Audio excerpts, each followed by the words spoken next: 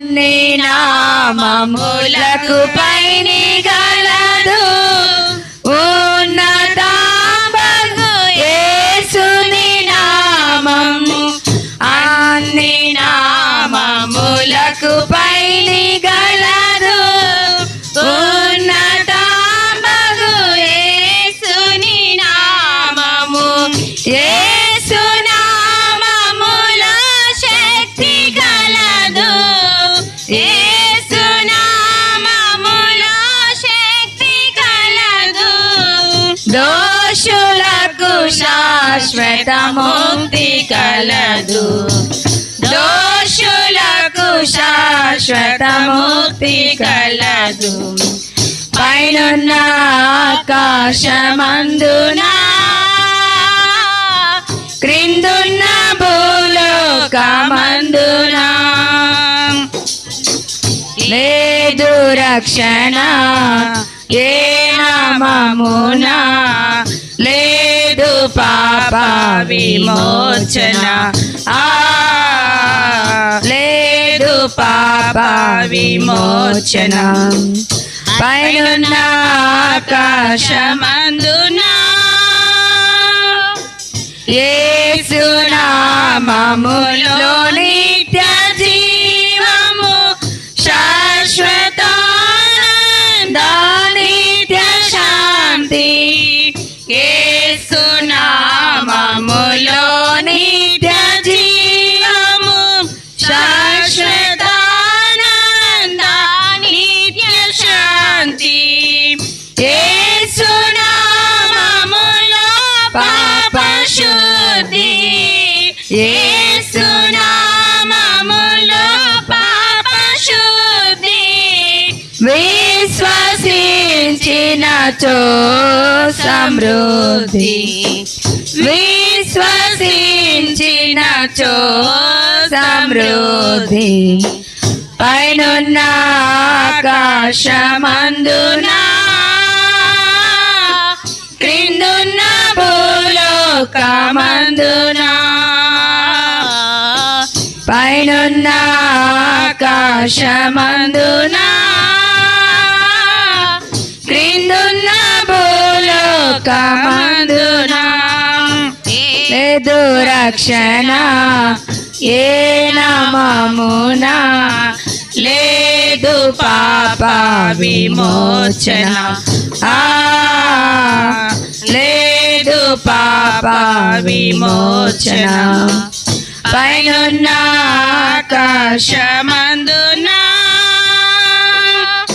అలసి సొలసిన వారికి విశ్రము జీవము లేని వారికి జీవము అలసి సొలసిన వారికి విశ్రము జీవము లేని వారికి జీవము నాశనమునకు జోగేడి వారికి నాశనమునకు జోగేడి వారికి యేసు నామమే రక్షణ మార్గము యేసు నామమే రక్షణ మార్గం పైనున్న ఆకాశమందున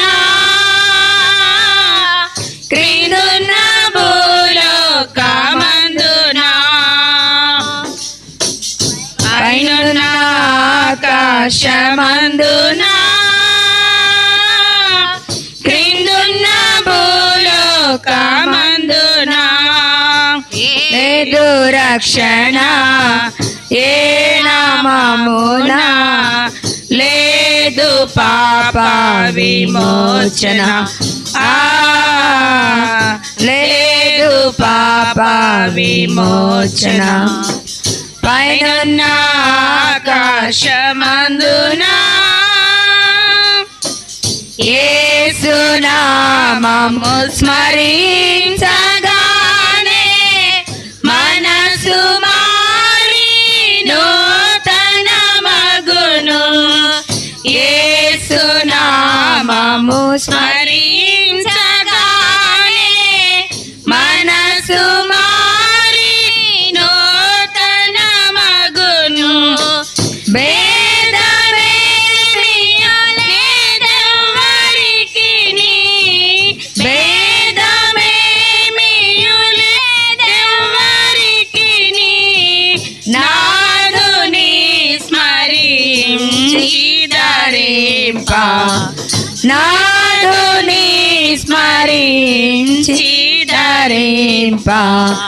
పైనున్న ఆకాశమందున క్రిందున్న భూలోకమందున పైనున్న ఆకాశమందున క్రిందున్న భూలోకమందున లేదు రక్షణ ఏ నామమున లేదు పాప విమోచన లేదు పాప విమోచన పైనున్న ఆకాశమందున 374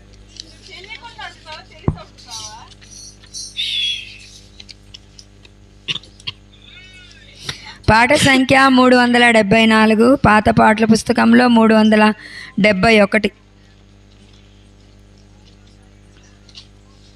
ఎవరో తెలుసా యేసయ్యా, చెబుతా నేడు వినవయ్యా, పెడ చెవి పెట్టక త్వరపడి వచ్చి రక్షణ పొందయ్యా, రక్షణ పొందయ్యా. దేవాది దేవుడు యేసయ్యా మానవ జన్మతో వచ్చాడయ్యా, దేవాది దేవుడు యేసయ్యా మానవ జన్మతో వచ్చాడయ్యా, మరణించాడు మరి లేచాడు నా పాప విమోచనకే, మరణించాడు మరి లేచాడు నా పాప విమోచనకే. ఎవరో తెలుసా యేసయ్యా, చెబుతా నేడు వినవయ్యా, పెడ చెవి పెట్టక త్వరపడి వచ్చి రక్షణ పొందయ్యా, రక్షణ పొందయ్యా. ధనవంతుడై ఉండి యేసయ్యా దారిద్రుడై ఇలా పుట్టాడయ్యా, ధనవంతుడై ఉండి యేసయ్యా దారిద్రుడై ఇలా పుట్టాడయ్యా, రూపురేఖలు కోల్పోయాడు నా పాప విమోచనకే, రూపురేఖలు కోల్పోయాడు నా పాప విమోచనకే. ఎవరో తెలుసా యేసయ్యా, చెబుతా నేడు వినవయ్యా, పెడ చెవి పెట్టక త్వరపడి వచ్చి రక్షణ పొందయ్యా, రక్షణ పొందయ్యా. పాపుల రక్షకుడేసయ్యా కాచెను రక్తము పాపులకై, పాపుల రక్షకుడేసయ్యా కాచెను రక్తము పాపులకై, తన దరి చేరిన పాపులనెల్లా కడుగును తన రక్తముతో, తన దరి చేరిన పాపులనెల్లా కడుగును తన రక్తముతో. ఎవరో తెలుసా యేసయ్యా, చెబుతా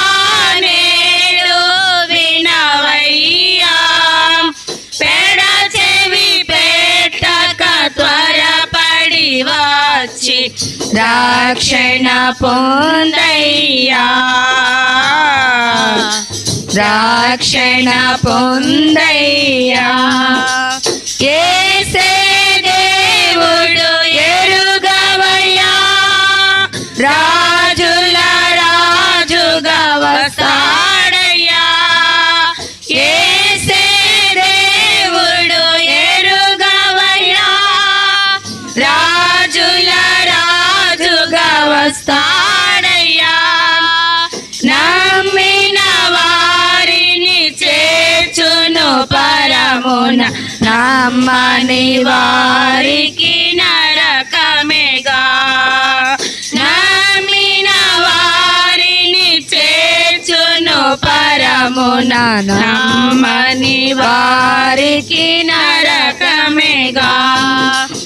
ఎవరో తెలుసా యేసయ్యా, చెబుతా నేడు వినవయ్యా. పెడచెవి పెట్టక త్వరపడి వచ్చి రక్షణ పొందయ్యా, రక్షణ పొందయ్యా. యేసుని తరపున ప్రతినిధినై, దేవుని ప్రేమకు ప్రతిరూపమై, యేసుని తరపున ప్రతినిధినై, దేవుని ప్రేమకు ప్రతిరూపమై, అతి వినయముగా బ్రతిమాలుచున్నాను.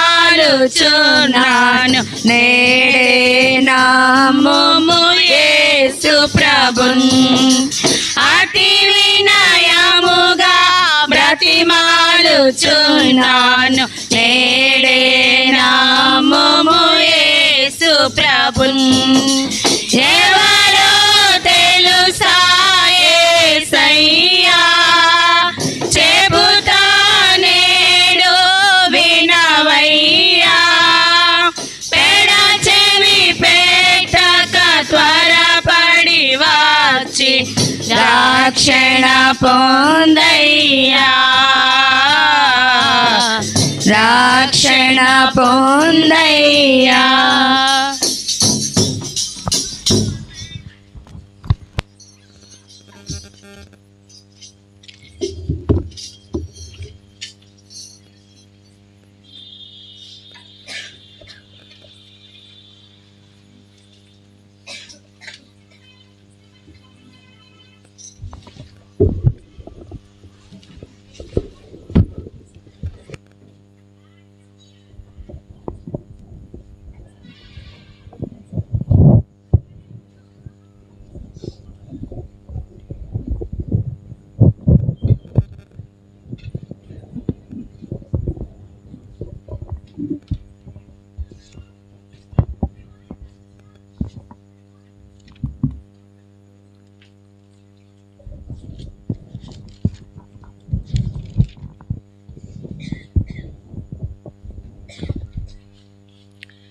ప్రభువైన యేసుక్రీస్తు నామంలో కూడి వచ్చిన మీ అందరికీ యేసుక్రీస్తు పేరట వందనాలు చెల్లించుకుంటున్నానండి.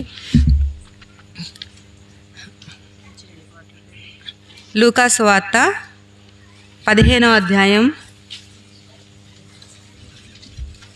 లూకా సువార్త 15వ అధ్యాయం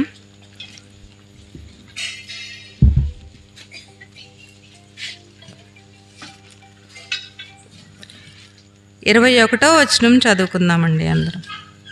లూకా సువార్త 15వ అధ్యాయం 21వ వచనం అందరం కలిసి చదువుకుందామండి. అప్పుడు ఆ కుమారుడు అతనితో, తండ్రి, నేను పరలోకమునకు విరోధముగాను నీ ఎదుటను పాపము చేసితిని. ఇక మీదట నీ కుమారుడని అనిపించుకొనుటకు యోగ్యుడను కానను. దేవుని సహాయం కొరకు ప్రార్థన చేసుకుందామండి. ప్రేమ కలిగిన మా ప్రియ పరలోక తండ్రి, మీ ఘనమైన, శ్రేష్టమైన, పరిశుద్ధమైన, నమ్మకమైన నామను బట్టి మీకు స్తుతులు, స్తోత్రాలు, వందనాలు చెల్లించుకుంటున్నాం నాయన. ఈ సాయంకాల సమయంలో బొడ్డువానిపాలెం స్త్రీల పరిచర్యకి తీసుకొచ్చిన మమ్మల్ని అందరిని బట్టి నీకు స్తోత్రాలు. పాటల ద్వారా ప్రార్థన ద్వారా మీ నామానికి మహిమను తెచ్చుకున్నందుకు మీకు స్తోత్రాలు. ఇచ్చిన మంచి సమయాన్ని బట్టి మీకు వందనాలు. చదవబడిన లేఖన భాగాల్ని బట్టి మీకు స్తోత్రాలు. ఇక్కడ అవసరమైనటువంటి మాటల్ని మీరే ప్రభువా మాట్లాడమని, నిలవబడిన నేను అయోగ్యురాలిని ప్రభువా, అల్పురాల్ని, నన్ను మరుగు చేసుకొని ఇక్కడున్న ప్రజలందరినీ నీ వాక్యముతో తృప్తిపరిచి వారి హృదయాలను సంధింప చేయమని యేసయ్య అతి పరిశుద్ధమైనటువంటి నామంలో అడిగి వేడుకుంటున్నాము తండ్రి, ఆమేన్.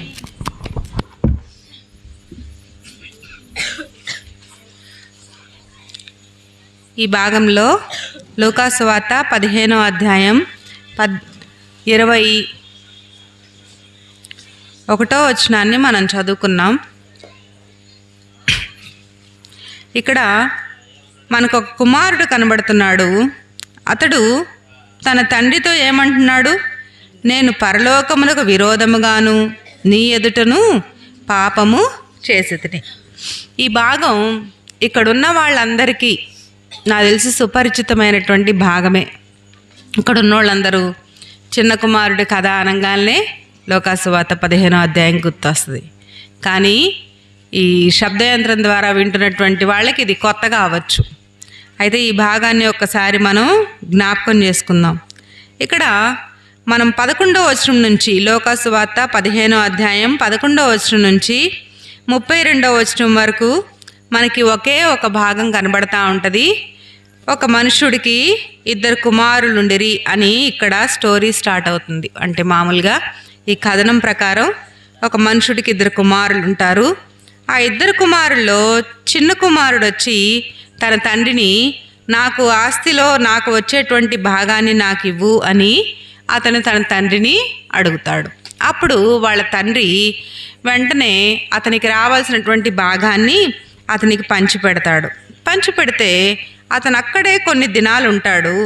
తన ఆస్తిని అంతటినీ కూడా అమ్మేసుకొని వాటిని డబ్బు రూపంలోకి మార్చుకొని అక్కడి నుంచి దూర దేశం ప్రయాణమై వెళ్ళిపోతాడు.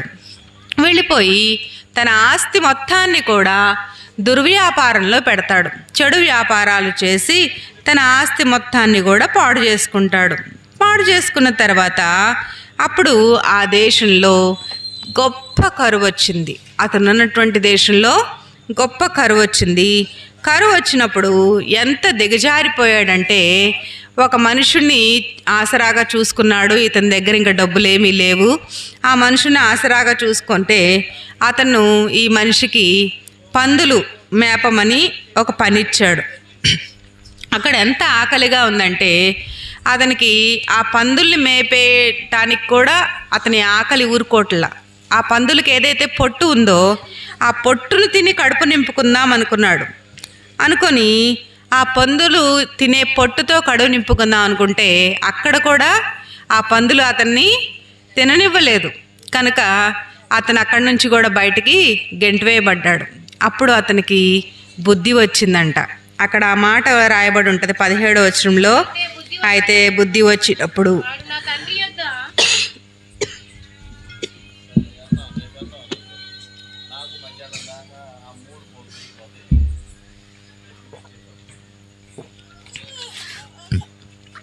అతనికి బుద్ధి వచ్చింది. బుద్ధి వచ్చినప్పుడు నా తండ్రి ఇంట్లో చాలామంది కూలి వాళ్ళు ఉన్నారు, వాళ్ళందరికీ ఆహారం సమృద్ధిగా ఉంది, కానీ నేను ఇక్కడ ఆకలికి చచ్చిపోతానేమో అని నా తండ్రి దగ్గరికి వెళ్దాం అని 18వ వచనంలో ఇదే మాట అనుకుంటాడనమాట. నా తండ్రి దగ్గరికి వెళ్తే మరి నా తండ్రి ఒప్పుకుంటాడా? నేను కొడుగ్గా తెగదంపులు చేసుకొని వచ్చేసాను కదా. కాబట్టి నా తండ్రి దగ్గరికి మళ్ళీ వెళ్ళి తండ్రి నేను పరలోకమునకు విరోధముగాను నీ ఎదుటను పాపము చేసితిని అని చెప్పేద్దామని తండ్రి దగ్గరికి వెళ్తాడు. వెళ్తే అక్కడ తండ్రి వాడు ఇంకా దూరంగా ఉన్నప్పుడే అతన్ని చూసి పరిగెత్తుకుంటా వెళ్ళి అతన్ని కౌగిలించుకొని మెడ మీద పడి ముద్దు పెట్టుకున్నట్టుగా కనబడుతుంది. ఇది ఈ 11వ వచనం నుంచి 32వ వచనం వరకు ఉన్నటువంటి కథనం. ఇది మనందరికీ తెలిసిందే. అయితే ఇక్కడ నేను ప్రశ్న అనుకుంటున్నాను. ఇక్కడ తండ్రి నేను పరలోకమునకు విరోధముగాను నీ ఎదుటను పాపము చేసితిని అన్నాడు. ఇప్పుడు ఈ చిన్న కుమారుడు చేసిన పాపం ఏంటి? ఆజ్ఞ అతిక్రమించాడా? ఇంకా తండ్రిని విడిచిపెట్టి దూరంగా వెళ్ళిపోయాడు. ఇంకా లోకాన్ని ప్రేమించాడు. ఇంకా ఆస్తి సగభాగం చేయమన్నాడు. మంచిది. అంటే మీరందరూ చక్కగా వింటున్నారు, మీకు తెలిసిన సమాధానాలు చెప్తున్నారు. మంచిది. ఇక్కడ నేను మరి పరలోకానికి విరోధంగా చేసిన పాపం ఏంటి? వ్యసనాలు. మంచిదండి.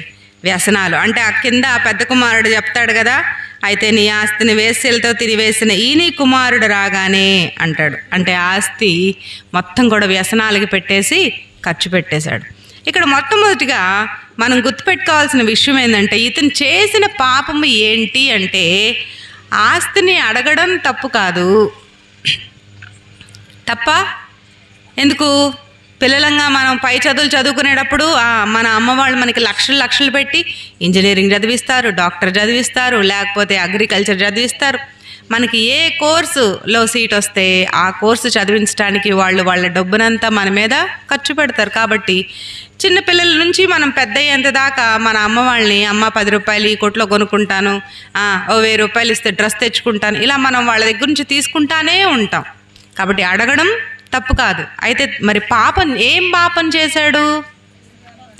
బైబిల్లో బోల్డ్ అన్ని రకాలు పాపం అని ఉంది కదా. ఇప్పుడు చెప్పారు, ఆజ్ఞాతిక్రమమే పాపం, సకల దుర్నీతి పాపం, ఇంకా మేలైనది చేయనెరిగియు అలాగూ చేయని వానికి పాపము కలుగును అనుంది. ఇంకా తండ్రిని దుఃఖపరచడం పాపమా? ఇక్కడ పాపము చేసితిని అని, పరలోకానికి విరోధంగా పాపం చేసితిని అని ఎందుకన్నాడంటే, మొట్టమొదటిగా he wants to be get separated from his father. తండ్రి నుంచి దూరం వెళ్ళిపోవాలి అనుకున్నాడు. తండ్రి సహవాసంలో ఉండాలని అనుకోలే. ఇప్పుడు వాళ్ళ నాన్న తన ఆస్తి మొత్తం ఇచ్చేశాడు. ఆ ఊర్లోనే ఆ చిన్న కుమారుడు ఉండి ఏదన్నా వ్యాపారం చేస్తే వాళ్ళ నాన్న కూడా సపోర్ట్ చేసేవాడా లేదా? ఇప్పుడు ఏదైనా బిజినెస్ పెట్టాడు అనుకో, రియల్ ఎస్టేట్ చేస్తున్నాడు అనుకో, లేకపోతే ఇంకేదైనా చేస్తున్నాడు అనుకో, వాళ్ళ నాన్న నా కొడుకు పలానా వ్యాపారం చేస్తున్నాడని సపోర్ట్ చేస్తాడు. కానీ తండ్రి నుంచి దూరంగా వెళ్ళిపోయాడు. అదే అతనికి పాపం. మనకు కూడా ఇక్కడ కనబడుతుంది. మనం చూసుకుంటే రోమాపత్రిక 5వ అధ్యాయం 12వ వచనం చూసుకుంటే, రోమాపత్రిక 5వ అధ్యాయం, ఇట్లుండగా ఒక మనుషుని ద్వారా పాపం ద్వారా మరణమును లోకంలోనికి ఎలాగూ ప్రవేశించెనో అలాగుననే మనుషులందరూ పాపము చేసినందున మరణము అందరికీ సంప్రాప్తమాయెను. చాలండి. ఇంకా వచ్చిన 1 యోహాను సువార్త 3:4. 1 యోహాను సువార్త 3:4. పాపము చేయి ప్రతివాడు ఆజ్ఞ అతిక్రమించును, ఆజ్ఞాతిక్రమమే పాపం. ఆజ్ఞను అతిక్రమించడమే పాపం. ఇది ఒకటి. రెండోది యాకోబు రాసిన పత్రిక 4:10. యాకోబు రాసిన పత్రిక 4:17. కాబట్టి మేలైనది చేయనెరిగియు అలాగు చేయని వానికి పాపము కలుగును. ఇది ఇంకొక పాపం. మొట్టమొదటి ఆజ్ఞాతిక్రమమే పాపం. రెండోది మేలైనది చేయనెరిగియు అలాగు చేయని వానికి పాపం. తర్వాత 1 యోహాను సువార్త 5వ అధ్యాయం 17వ వచనం. 1 యోహాను సువార్త 5వ అధ్యాయం 17వ వచనం. సకల దుర్నీతియు పాపము. సకల దుర్నీతియు పాపం. తర్వాత సామెతలు 14:21. సామెతలు 14. తన పొరుగువాని తిరస్కరించువాడు పాపము చేయవాడు. తన పొరుగువాని తిరస్కరించువాడు పాపం. ఇప్పుడు ఇన్ని రకాల పాపాల గురించి మనం చెప్పుకున్నాం. సకల దుర్నీతి పాపం, ఆజ్ఞాతిక్రమమే పాపం, మేలైనది చేయనెరిగియు అలాగు చేయని వానికి పాపం, తన పొరుగువాని తిరస్కరించువాడు పాపం చేయవాడు. ఇవన్నీ దేనికి మూలం చూపిస్తున్నాయి? ఏటువైపు యారో చూపిస్తుంది? పాపం కల్లి ఎర్ర చూపిస్తుంది. అయితే ఇక్కడ మొట్టమొదటి ఏంటంటే తండ్రి నుంచి అతను వేరు చేయబడ్డాడు, ఆటోమేటిక్గా పాపంలో పడిపోయాడు. ఇప్పుడు నేను అంటాను, ఒకవేళ తండ్రితోనే ఉన్నాడనుకో, చిన్న కుమారుడు తండ్రితోనే ఉన్నాడనుకో, దుర్వ్యాపారం చేస్తే తండ్రి ఒప్పుకుంటాడా? క్రమం లేకుండా జీవిస్తే తండ్రి ఒప్పుకుంటాడా? ఒప్పుకోడు. అదే రీతిగా ఇంకా మేలైనది చేయకుండా కీడు చేస్తూ ఉంటే తండ్రి ఒప్పుకుంటాడా? అంటే పాపానికి ఇప్పుడు ఇక్కడ మూలం ఏమొస్తుంది? తండ్రి నుంచి దూరంగా వెళ్ళిపోయాడు, అదే మూలమైన పాపం. ఇప్పుడు మనందరం కూడా ఏమనుకుంటామంటే, మరి పాపం అంటే పరలోకపు తండ్రి నుంచి మనం దూరంగా వెళ్ళిపోవడమే. మరి 2000 సంవత్సరాల క్రితమే యేసుక్రీస్తు ప్రభువారు వచ్చారు. అయితే ఆది మానవుడైనటువంటి ఆదాము దేవుడు తినవద్దు అని చెప్పినటువంటి పండుని తిని తండ్రి నుంచి దూరంగా ఏమైపోయాడు? వెలివేయబడ్డాడు. ఏమైపోయాడండి? వెలివేయబడ్డాడు. అప్పుడు మనకి తండ్రికి ఒక గ్యాప్ అనేది వచ్చేసింది. మరి ఆ గ్యాప్ అక్కడితో ఆగిపోయిందా? మరి ఇప్పుడు తండ్రికి దూరంగా చేయబడ్డాడు. ఏమైపోయాడు? కొన్ని దినాలు అక్కడే ఉండి ఆస్తినంతా సమకూర్చుకున్నాడు, దూర దేశమునకు ప్రయాణమైపోయాడు. ఇప్పుడు మన దేశంలో కూడా చాలామంది దూరదేశానికి ప్రయాణమై వెళ్తున్నారు. ఎలాంటి దేశం చూసుకుంటారండి? North Korea. ఎవరన్నా వెళ్తారా? ఉద్యోగం చేయడానికి నార్త్ కొరియా వెళ్తారా? శ్రీలంక వెళ్తారా? ఎందుకు వెళ్ళరు? అవి పేద దేశాలు, అవునా కాదా? కాబట్టి పేద దేశాలకి వెళ్ళి మనం ఏమన్నా అభివృద్ధి చెందగలమా? లేము. కాబట్టి ఎక్కడైనా దూరదేశంకి వెళ్ళాలి అంటే చిన్న కుమారుడు ఎనాలిసిస్ చేసి ఉంటాడు. ఏ దేశానికి వెళ్ళి నా ఆస్తి మొత్తం వ్యాపారం చేయొచ్చు, ఏ బిజినెస్ చేస్తే బాగా లాభం వస్తుంది, అవునా కదా? ఇప్పుడు మనందరూ కూడా ఎక్కడికి వెళ్తారండి? మన దేశంలో ఉన్న వాళ్ళంతా ఎక్కడికి వెళ్తున్నారు? అమెరికా వెళ్తారు, కెనడా వెళ్తున్నారు, ఆస్ట్రేలియా వెళ్తున్నారు, ఇంగ్లాండ్ వెళ్తున్నారు. ఇవన్నీ ఏ దేశాలు? సంపన్న దేశాలు, అవునా? సింగపూర్ వెళ్తున్నారు, అవునా? ఇవన్నీ సంపన్నమైనటువంటి దేశాలు, అంటే బాగా డబ్బున్న దేశాలు. మనం అక్కడికి వెళ్ళి ఉద్యోగం చేస్తే ఇంకా ఎక్కువ డబ్బు సంపాదిస్తాం. ఇదే కదా మన ఆశ. ఇంకా అక్కడికి వెళ్తే ఇంకా ఎక్కువ ధనాన్ని సంపాదించవచ్చు. ఇక్కడ మనకు 1000 రూపాయలు వస్తే అక్కడ 1,00,000 రూపాయలు వస్తాయి. కాబట్టి అక్కడ ధనం ఇంకా ఎక్కువ సంపాదించవచ్చు అన్న ఉద్దేశంతో అనేకులు దూరదేశం వెళ్తుంటారు. ఇప్పుడు ఈ చిన్న కుమారుడు ఉద్దేశం కూడా అదే అయి ఉండొచ్చు. నేను దూరదేశం వెళ్ళి అక్కడ ఇంకా ఎక్కువ ఆస్తిని సంపాదిద్దామని వెళ్ళాడు. దుర్వ్యాపారము చేశాడు అంటే అతని ఉద్దేశం ఏంటి? పాపం కాదు, తక్కువ సమయంలో ఎక్కువ డబ్బును తెచ్చేసుకుందాం అనుకుంటున్నాడు. దుర్వ్యాపారం అంతా అదే కదండి. దుర్వ్యాపారం అంటే చెడు వ్యాపారాలు. మరి చెడు వ్యాపారాలన్నీ కూడా అవే కదా.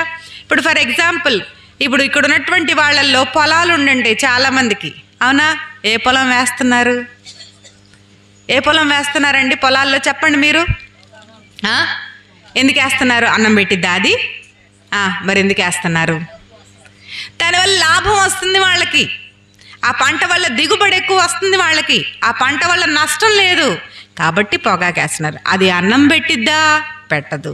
దానివల్ల మన కడుపు నిండిద్దా? నిండదు. కానీ దానివల్ల మన ప్రాణానికి హాని, మన లంగ్స్ పాడైపోతాయి, మన శరీరం పాడైపోతుంది, దానివల్ల క్యాన్సర్ వస్తుంది. ఇవన్నీ మనిషికి తెలుసు. కానీ పొలం దగ్గరికి వచ్చేప్పటికి ఏం చేస్తున్నాడు? డబ్బు ఎలా సంపాదించాలి అంటే. కాబట్టి ఇలాగా మనిషి ఒకటి చెయ్యాలి అని అంటున్నాడంటే దాని వెనక ఏంటి ఉద్దేశం? డబ్బు సంపాదన. ఇప్పుడు చిన్న కుమారుడు కూడా దూరదేశం ఎందుకు వెళ్ళిపోయాడు? తక్కువ సమయంలో తనకున్నటువంటి ఆస్తి మొత్తాన్ని పెట్టి వ్యాపారంలో ఎక్కువ డబ్బు సంపాదించి ధనవంతుడిని అయిపోవాలన్న ఉద్దేశంతో వెళ్ళాడు. కానీ అతను చేసిన ఒకటి తప్పేంటి? తండ్రి నుంచి దూరంగా వెళ్ళిపోయాడు. ఇప్పుడు తండ్రి ఆజ్ఞలు ఏమన్నా వినపడతా ఉంటాయా? అలా చేయొద్దు, ఇలా చేయొద్దు, అక్కడికి వెళ్ళొద్దమ్మా, ఇట్లా మాట్లాడకూడదమ్మా అని ఎవరైనా చెప్పేవాళ్ళు ఉన్నారా? లేరు. కాబట్టి చెడు సహవాసాలతో దుర్వ్యాపారంలోకి వెళ్ళిపోయాడు. వెళ్ళిపోయి తనకున్నదంతా ఏమైపోయింది? పాడు చేసుకున్నాడు. ఏమైపోయిందండి? పాడు చేసుకున్నాడు. ఏం చేసుకున్నాడు? పాడు చేసుకున్నాడు. ఇక్కడ మన సంఖ్యాకాండం 32వ అధ్యాయం 23వ వచనంలో మనం చూసుకుంటే, సంఖ్యాకాండం 32, నీ పాపము నిన్ను పట్టుకొనును, నీ పాపము నిన్ను పట్టుకొను. ఇప్పుడు మొట్టమొదటిగా తండ్రి నుంచి దూరంగా వెళ్ళడమే పాపం అనుకున్నాం. అయితే పాపం మనల్ని విడిచిపెట్టేస్తుందా? పాపం మనల్ని విడిచిపెట్టిద్దా? ఇప్పుడు చిన్న కుమారుని విడిచిపెట్టిందా పాపం? తండ్రి నుంచి దూరంగా వెళ్ళిపోయాడు. అతనికి చెప్పేవాళ్ళు లేరు, గద్దిచ్చేవాళ్ళు లేరు, సలహాలు ఇచ్చేవాళ్ళు లేరు, అతనికి శ్రేయోభిలాషులు ఎవ్వరూ లేరు. దుర్వ్యాపారం మొదలు పెట్టేశాడు. ఆ పాపం ఇప్పుడు ఎవరిని పట్టుకుంది? చిన్న కుమారుని పట్టుకుంది. ఇప్పుడు ఆ పాపం చిన్న కుమారుని విడిచిపెడుతుందా? విడిచిపెట్టట్లా. నువ్వు కూడా ఏమనుకుంటావంటే, మా నాన్న నాకు చెప్తే నాకు ఈ మాట కఠినంగా ఉంటుంది కాబట్టి ఈ మాట వినకుండా నేను దూరంగా వెళ్ళాలి అనుకుంటాం. లేకపోతే మా అమ్మ నన్ను ఇలా తిడుతుంది, మా అమ్మ తిట్టే తిట్లు నేను వినకుండా ఉండాలంటే దూరంగా వెళ్ళాలి అనుకుంటాం. కానీ అలా దూరంగా వెళ్తే నువ్వేమైపోతావు? పాడైపోతావు. నీ జీవితం ఏమైపోద్ది? పాడైపోద్ది. ఇలా ఎంతమంది వారి జీవితాలని చిన్న వయసు నుండే తల్లిదండ్రులు చెప్పే మాట వినకుండా శ్రేయోభిలాషులు, మామయ్యోళ్ళు, అత్తయ్యోళ్ళు, ఎవరో చూసిన వాళ్ళు ఒరే అలా చేయకూడదు ఇలా చేయకూడదు అని చెప్తే పెడచెవిని పెట్టి తమ జీవితాలని భ్రష్టత్వానికి అప్పగించుకున్న వాళ్ళు ఎంతమందో. అయితే వాళ్ళు ఏమనుకుంటారంటే, ఇవి ఒక్కసారే చేస్తాను కదా, ఆ తర్వాత చెయ్యను కదా అనుకుంటాం. కానీ వెంటనే అది వదిలిపెట్టిద్దా? ఒకసారి అని నువ్వు దానికి అలవాటు పడితే అది నిన్ను విడిచిపెట్టదు. ఇక్కడ ఏమనుంది? నీ పాపము నిన్ను పట్టుకొనును. అది నిన్ను పట్టిద్ది. ఎక్కడ దాకా తీసుకెళ్ళిద్ది అంటే చూద్దాం రండి. యాకోబు సువార్త, యాకోబు రాసిన పత్రిక 1:15. దురాశ గర్భము ధరించి పాపమును కనగా పాపము పరిపక్వమై మరణమును కనును. మొట్టమొదట మొట్టమొదట నీకు కలిగిన ఒక చిన్న చెడ్డ ఆశ నీ బుర్రలో పుడితే దానివల్ల ఏమొస్తుందంట? పాపం పుడుతుంది. ఏం పుడుతుందండి? పాపం. ఆ పాపం నిన్ను వదిలిపెడుతుందా? వదిలిపెట్టట్లా. ఆ పాపం పరిపక్వం అయిపోయి ఏమైపోతుంది? మరణమును కంటుంది. ఇప్పుడు మొట్టమొదటిగా తండ్రి నుంచి అతను వెళ్ళిన ఒక దూరానికి అతడి పాపం పట్టుకుంది. అతడు దుర్వ్యాపారంలోకి దిగిపోయాడు. తన ఆస్తి మొత్తాన్ని పోగొట్టుకున్నాడు. ఇంకా చిల్లిగా అతని దగ్గరికి లేదు. ఇప్పుడు అతను ఎక్కడున్నాడు? మరణానికి సమీపంగా ఉన్నాడు. ఏమంటున్నాడు? నేను ఆకలితో చచ్చిపోతున్నాను. ఏమంటున్నాడండి? నేను ఆకలితో చచ్చిపోతున్నాను. నాకు దేవుడు ఇచ్చిన తలంపు ఏంటంటండి, లోకసువార్త 15వ అధ్యాయంలో నేను అనుకుంటాను, ఇతడికి ఆస్తి ఉన్నప్పుడే కరువు రావచ్చు కదా. ఇతను చాలా ఆస్తి ఉంది కదా, వాళ్ళ నాన్న చాలా ఆస్తిమంతుడు. ఆ ఆస్తి ఉన్నప్పుడు కరువు వస్తే ఇతనికి ఉన్న డబ్బుతో ఆ యొక్క కరువులో ఎలాగలాగా బ్రతికేయగలడు కదా. కానీ అక్కడ ఏమనుంది? ఆ దుర్వ్యాపారం వల్ల పాడు చేసెను. అదంతయు ఖర్చు చేసిన తరువాత ఆ దేశమందు గొప్ప కరువు కలుగ. అంటే ఇతడి దగ్గర రూపాయి కూడా లేదు బ్రతకడానికి. అప్పుడే ఆ దేశంలో కూడా ఏమొచ్చిందంట? కరువు. మనందరికీ తెలిసిన సందర్భమే. యోనా దేవుడికి మాట వినకుండా ఓడ ఎక్కేసి ఎక్కడికి వెళ్తున్నాడు? నినివే పట్టణానికి వెళ్ళి యోనా అంటే తర్షీషుకి వెళ్తున్నాడు. ఏమొచ్చేసింది సముద్రంలో? గొప్ప తుఫాన్ వచ్చేసింది. తుఫాన్ ఎవరి వల్ల వచ్చింది? యోనా వల్ల వచ్చింది. అంటే యోనా యొక్క అవిధేయత వల్ల సముద్రంలో ఏమొచ్చింది? తుఫాన్ వచ్చింది. ఇంకొకళ్ళని జ్ఞాపకం చేస్తాను. ఆకాను తెలుసు, మనందరికీ తెలుసండి. ఆకాను ఎరికోలో ఒక్క వెండి బంగారం వస్త్రాలు ఏవి ముట్టుకోవద్దు, అవన్నీ శాపగ్రస్తమైనవని దేవుడు ఆజ్ఞాపిస్తే షీనారు వస్త్రాన్ని తీసుకొచ్చి తన యొక్క గుడారంలో లోపల దాచిపెట్టుకుంటాడు. మరి అలాంటప్పుడు ఇశ్రాయేల్ అందరూ కూడా హాయి పట్టణం మీదకి మరలా యుద్ధంకి వెళ్తే అదొక చిన్న పట్టణమైనా కానీ దాన్ని వాళ్ళు జయించలేకపోయారు. ఎవరి వల్ల ఓడిపోయారు? ఆకాను యొక్క అవిధేయత వల్ల ఓడిపోయారు. ఇప్పుడు ఇక్కడ చిన్న కుమారుడు వచ్చాడు. చిన్న కుమారుడు దగ్గర ఉన్నటువంటి డబ్బంతా అయిపోయింది. అక్కడ కూడా కరెక్ట్గా సైమల్టేనియస్గా రాయించారేమని అదంతయు ఖర్చు చేసిన తరువాత ఆ దేశమందు గొప్ప కరువు అంటే కరువు ఎవరి వల్ల వచ్చిందంటారు? చిన్న కుమారుడు వల్ల కరువు వచ్చింది ఆ దేశానికి. ఎవరి వల్ల కరువు వచ్చింది? కరువు రాకపోతే అసలుకి ఆకలి బాధ తెలిసేదా? తండ్రి దగ్గరికి వెళ్ళేవాడా? తప్పు ఒప్పుకునేవాడా? లేదు. కాబట్టి దేవుడు ఏం చేస్తున్నాడంటే అక్కడ గొప్ప కరువుని ఆ దేశంలో పుట్టించాడు. అది సంపన్నమైన దేశమే, అది చాలా డబ్బున్న దేశమే, కానీ చిన్న కుమారుడి వల్ల అక్కడ ఏమొచ్చేసింది? కరువు వచ్చేసింది. ఆ కరువు వల్ల అతడు ఆ దేశంలో ఇబ్బంది పడి ఎంతగా ఇబ్బందిలోకి వెళ్ళిపోయాడంటే ఆకలితో చచ్చిపోయేంతగా ఇబ్బందికి వెళ్ళిపోయాడు. అంటే మరణానికి సమీపంగా వెళ్ళిపోయాడు. కాబట్టి నీ పాపం, నువ్వు నన్నెవ్వరు చూడట్లేదు, నేనెవ్వరికి కనబడకుండా చేస్తున్నాను, నా ఫోన్లో ఏమున్నాయో మా అమ్మోళ్ళు చూడట్లేదు అని నువ్వు అనుకుంటావేమో, కానీ దేవుడు చూస్తున్నాడు. ఒకటి. రెండోది, నువ్వు చేస్తున్న పాపం నిన్ను గట్టిగా పట్టేసుకుంటుంది. ఏది పట్టుకుంటుంది? ఏది పట్టుకోదు, నీ మెడ పట్టుకుంటుంది.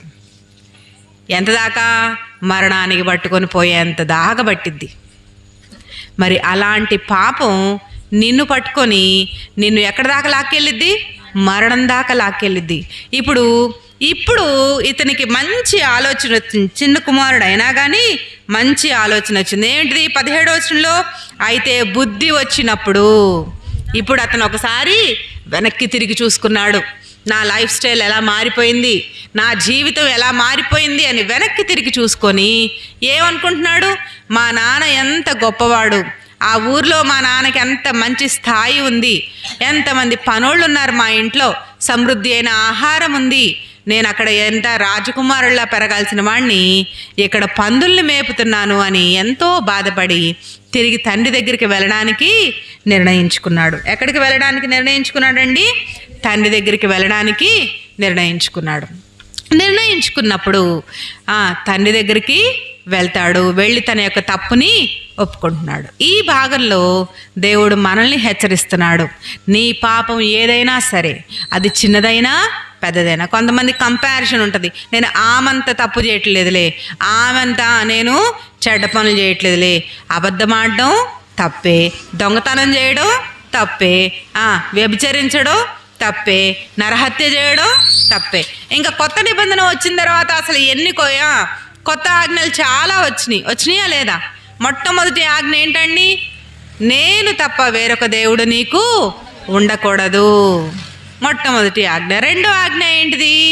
నిన్ను వలె నీ పొరుగువానిని ప్రేమింపవలను.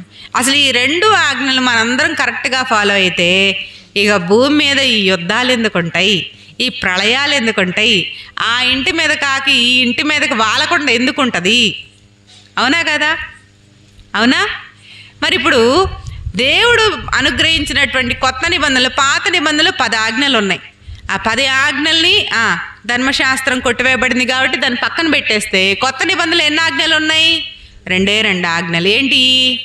నేను తప్ప వేరొక దేవుడిని నీ పూర్ణ మనస్సుతో, నీ పూర్ణ ఆత్మతో నీ దేవుడని యెహోవాను సేవింపవలను. అంటే నేనే నీ దేవుడిని, నన్నే నువ్వు సేవించాలి. రెండోది ఏంటిది? నిన్ను వలె నీ పొరుగువాన్ని ప్రేమించాలి. ఈ 2 ఆజ్ఞలు మనం పాటిస్తే మన జీవితం అంతా సంపూర్ణం అయిపోతుంది. అది ఎవరిలో సంపూర్ణమవుతుంది? యేసుక్రీస్తు ప్రభువారిలో సంపూర్ణమవుతుంది. ఇక్కడ ఒక మాట మనం చూసుకుందాం. నీ పాపం నిన్ను పట్టుకొని నిన్ను మరణానికి ఈడ్చక ముందే నీ పాపాన్ని నువ్వు ఎవరి దగ్గర ఒప్పుకోవాలి? దేవుని దగ్గర ఒప్పుకోవాలి.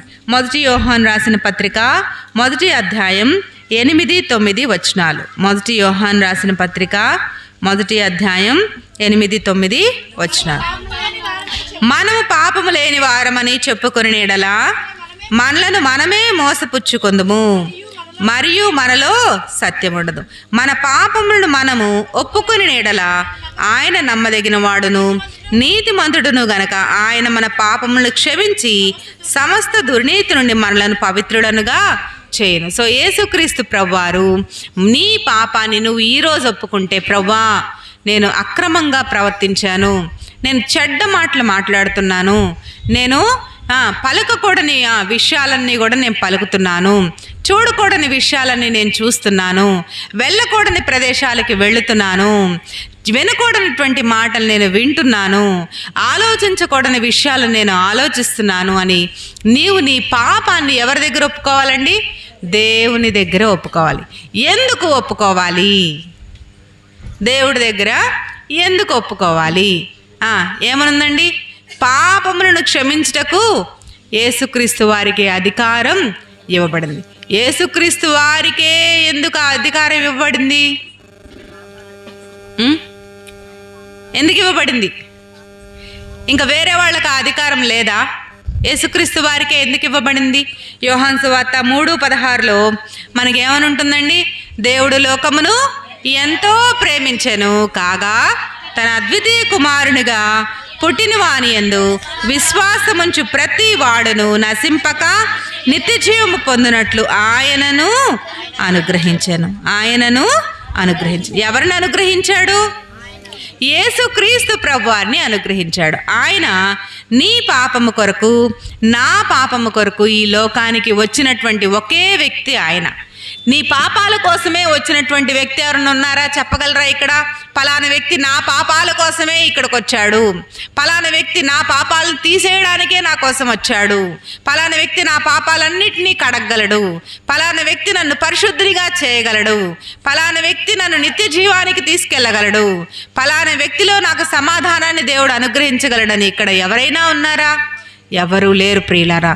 దేవుడు ఒక్కడే తన అద్వితీయమైనటువంటి ఒకే ఒక కుమారుణ్ణి ఈ లోకమునకు పంపించి మన పాపాలన్నిటికీ ప్రాయశ్చిత్తార్థంగా యేసుక్రీస్తు ప్రభువారిని ఆ ఘోరమైన సిలువలో ఆయన్ని బలియాగంగా చేశాడు. మరి అలాంటి యేసుక్రీస్తు ప్రభు ఆ సిలువ మరణంలో మరణించాడు కనుక యేసుక్రీస్తు ప్రభువారు పాపములను క్షమించటానికి అధికారం పొంది ఉన్నాడు. ఆయన తన యొక్క రక్తము ద్వారా నీ పాపాలని కడిగి వేస్తాడు. దేవుడి ద్వారా కడిగేస్తాడండి. తన యొక్క పరిశుద్ధమైనటువంటి రక్తం ద్వారా నీ పాపల్ని కడిగి వేస్తాడు. ఆ తర్వాత మనం ఇప్పుడు బుద్ధి వచ్చింది చిన్న కుమారుడికి. బుద్ధి వచ్చి తండ్రి దగ్గరికి వెళ్ళాడు. వెళ్ళి ఏమంటున్నాడండి తండ్రితో? పరలోకమునకు విరోధముగాను నీ ఎదుటను నేను పాపము చేసి తిని. ఇంకా రెండోది ఏమైందండి? ఇంకోటి, ఇక మీద నీ కుమారుణ్ణని అనిపించుకున్నటకు యోగ్యుడను కాదు. అంటే మొట్టమొదటిగా కుమారత్వాన్ని కోల్పోయినటువంటి చిన్న కుమారుడు దూరదేశం వెళ్ళిపోయాడు అంటే కుమారుడు ఇంకా లేనట్టే కదా. మరి ఆ కుమారత్వాన్ని కోల్పోయినటువంటి వ్యక్తి తను తాను తగ్గించుకొని ఇక్కడికి వచ్చి ఏమని అడుగుతున్నాడండి? ఇక మీదట నీ కుమారుణ్ణని అనిపించుకున్నటకు యోగ్యుడను కాను, నన్ను నీ కూలివానిలో ఒక్కనిగా పెట్టుకొనమని అతనితో చెప్పుదును అని అనుకున్నాడు. అంటే కుమారుడుగా రావడానికి అతనేం ఇష్టపడలేదు, తను యోగ్యుడిగా అనుకోలేదు. నేను దానికి అర్హతను పోగొట్టుకున్నాను, మా తండ్రిని ఎంతో బాధ పెట్టాను, కాబట్టి కూలోళ్ళల్లో ఒక కూలివాడిగా నేను మా తండ్రి యొక్క ఇంట్లో ఉంటాను అని తగ్గింపుతో దేవుని దగ్గరికి వచ్చాడు. ఇప్పుడు కూడా మనం చేయాల్సింది అదే. మనల్ని మనం తగ్గించుకొని, ప్రభా నేను పాపిని, ప్రభా నా కళ్ళతో నేను చూడకూడని విషయాలు ఎన్నో చూశాను, నా చెవులతో నేను వినకూడని విషయాలు ఎన్నో విన్నాను, మాట్లాడకూడని విషయాలు నా నోటితో ఎన్నో మాట్లాడాను, ఎన్నో ఆలోచించకూడని విషయాలు, దురాలోచనలు నా మైండ్లో ఎన్నో వచ్చినాయి, నేను చేయకూడని పనులు ఎన్నో నా చేతులతో చేశాను, నేను వెళ్ళకూడని ప్రదేశాలకు నేను ఎన్నోసార్లు వెళ్ళాను అని నువ్వు యథార్థంగా దేవుని సన్నిధికి వచ్చి నీ పాపాన్ని ఒప్పుకుంటే యేసుక్రీస్తు క్షమించడానికి సిద్ధ మనస్సు కలిగిన దేవుడు. మనం చూసుకుంటే ఇక్కడ ఎప్పుడైతే అక్కడ కనపడుతుంది కదండి, ఈ 20వ వచనం చూసుకుందాం. వాడింకా దూరముగా ఉన్నప్పుడు తండ్రి వారిని చూచి కనికరపడి పరుగెత్తి వాని మెడ మీద పడి ముద్దు పెట్టుకొనెను. ఇక ఎప్పుడైతే అప్పుడు ఆ కుమారుడు అతనితో, తండ్రి నేను పరలోకములకు విరోధముగాను నీ ఎదుటను పాపం చేసిరి, ఇక మీదట నీ కుమారుడనని అనిపించుకొనుటకు యోగ్యుడను కాననెను. అయితే తండ్రి తన దాసులను చూచి ప్రశస్త వస్త్రము త్వరగా తెచ్చి వీరికి కట్టి వీని చేతికి ఉంగరము పెట్టి పాదములకు చెప్పులు తొడిగించుడి. ఇప్పుడు తండ్రి తిరిగి వచ్చిన కుమారుణ్ణి పరిగెత్తుకుంటూ వెళ్ళి హత్తుకొని మెడ మీద ముద్దు పెట్టుకున్నాడు. మొదటిది. రెండోది ఏం చేస్తున్నాడండి? సంతోషిస్తున్నాడు, చాలా ఆనందిస్తున్నాడు. ఇక్కడ 22వ వచనంలో చూస్తే 3 విషయాలు కనబడుతుంది. ప్రశస్త వస్త్రాన్ని తెచ్చి వీనికి కట్టి, రెండోది వీని చేతికి ఉంగరము పెట్టి, పాదములకు చెప్పులు తొడు. ఇప్పుడు కొడుకు ఎలా వస్తున్నాడు? దూరదేశం నుంచి ఎలా వచ్చాడు? ఆ పందులు పొట్టు దగ్గర పనిచేసి ఉంటాడు. స్నానం చేశాడో లేదో, బట్టలు చక్కగా ఉన్నాయో లేవో, ఆ పందుల కంపంతా ఈయన దగ్గర ఉందేమో. తండ్రి ఏమో చక్కగా చెట్టు నీడన లేకపోతే ఇంట్లో చల్లగా శుభ్రంగా స్నానం చేసి మంచి బట్టలు వేసుకొని ఉండుంటాడు. కొడుకేమో ఓ పిచ్చోళ్ళ వస్తున్నాడు. తండ్రి ఏమో ఇక్కడి నుంచి పరిగెత్తుకుంటూ వెళ్ళి వాటేసుకున్నాడు. అరే నా కొడుకేనా? అసలు నీ గెటప్ ఏంటి? నువ్వు ఇలా మారిపోయావేంట్రా? అసలు నా కొడుకు నువ్వు కాదులే, వెళ్ళిపో అని అనొచ్చు కదా. ఆస్తి మొత్తం పాడు చేశాడు. అయినా తన కొడుకుని వాటేసుకొని మెడ మీద ముద్దు పెట్టుకొని, అంత మాత్రమే కాదు, ఏమంటున్నాడు? ప్రశస్త వస్త్రాన్ని తెచ్చి త్వరగా వీళ్ళకి కట్టండి, చేతికి ఉంగరాన్ని పెట్టండి, పాదములకు చెప్పులు తొడిగించండి. నీవు దేవుని దగ్గరికి వచ్చి నేను పాపిని ప్రభువా అంటే యేసుక్రీస్తు ప్రభువారి 3 విషయాలు మనతో చేయడానికి ఇష్టపడుతున్నాడు. మొట్టమొదటి ఏంటిదండి? ప్రశస్త వస్త్రం. యెషయా గ్రంథం 61వ అధ్యాయం 10వ వచనంలో మనందరికి తెలిసిన భాగమే. 61వ అధ్యాయం 10వ వచనంలో, శృంగారమైన పాగా ధరించుకొనిన పెండ్లి కుమారుని రీతిగాను, ఆభరణములతో అలంకరించుకొనిన పెండ్లి కుమార్తె రీతిగాను ఆయన రక్షణ వస్త్రములు నాకు ధరింపచేసి ఉన్నాడు, నీతి అను పై బట్టను నాకు ధరింపచేసి ఉన్నాడు. ఇక్కడ వస్త్రములకి ఏ వస్త్రాన్ని ధరింపజేశాడంటండి? రక్షణ వస్త్రములను నాకు ధరింపచేసి ఉన్నాడు. నువ్వు దేవుని దగ్గరికి నేను పాపి అని నువ్వు వస్తే యేసుక్రీస్తు ప్రభువారు నీకు రక్షణ వస్త్రాలను ఇవ్వడానికి సిద్ధంగా ఉన్నాడు. రక్షణ వస్త్రాలు మాత్రమే కాదు, మలినమైపోయిన నీ వస్త్రాలన్నీ కూడా ఆయన తీసివేసి ఆయన యొక్క పరిశుద్ధమైన రక్తంలో శుద్ధీకరిస్తాడు. నీతి అనేటువంటి పైబట్టను నీకు అనుగ్రహిస్తాడు. దుర్నీతితో నిండిన నీ జీవితాన్ని, దుర్నీతితో అతిక్రమముతో ఆజ్ఞాతిక్రమముతో నిండి నీ జీవితాన్ని తీసివేసి ఆయన ఎలా చేయబోతున్నాడు? నీతిగా చేయబడుతున్నాడు. అంటే పరిశుద్ధురాలిగా నిన్ను తీర్చబోతున్నాడు. రెండవదిగా ఏం కనబడుతుందండి? ఉంగరం.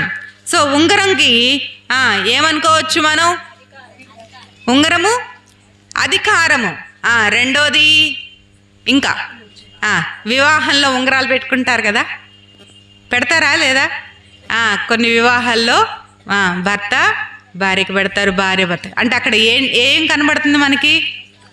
ఒక బంధాన్ని ఏర్పాటు చేసుకుంటున్నారు, అంతే కదండి. బంధం ఏర్పడుతుందా లేదా? నువ్వు నా భార్యవు, నేను నీ భర్తను అనే ఒక బంధం అక్కడ ఏర్పడుతుంది. అలాగే పోయిన ఈ కుమారత్వం మరలా తిరిగి ఇక్కడ పునర్నిర్మించబడుతుంది, రిస్టోరేషన్.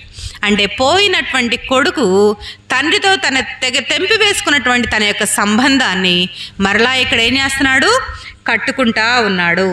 తర్వాత మా చెప్పులు ఏంటిదండి? చెప్పులు. ఎఫెసీలకు రాసిన పత్రిక 6వ అధ్యాయం, ఎఫెసీలకు రాసిన పత్రిక 6వ అధ్యాయం 15వ వచనం చూసుకుంటే, పాదములకు సమాధాన సువార్త వలనైన సిద్ధ మనస్సును జోడు తొడుగుకొని నిలువబడుడి. అతనికి చెప్పులు లేవు, కానీ ఇప్పుడు తన యొక్క తండ్రి అతనికి ఏమిస్తున్నాడు? చెప్పులు.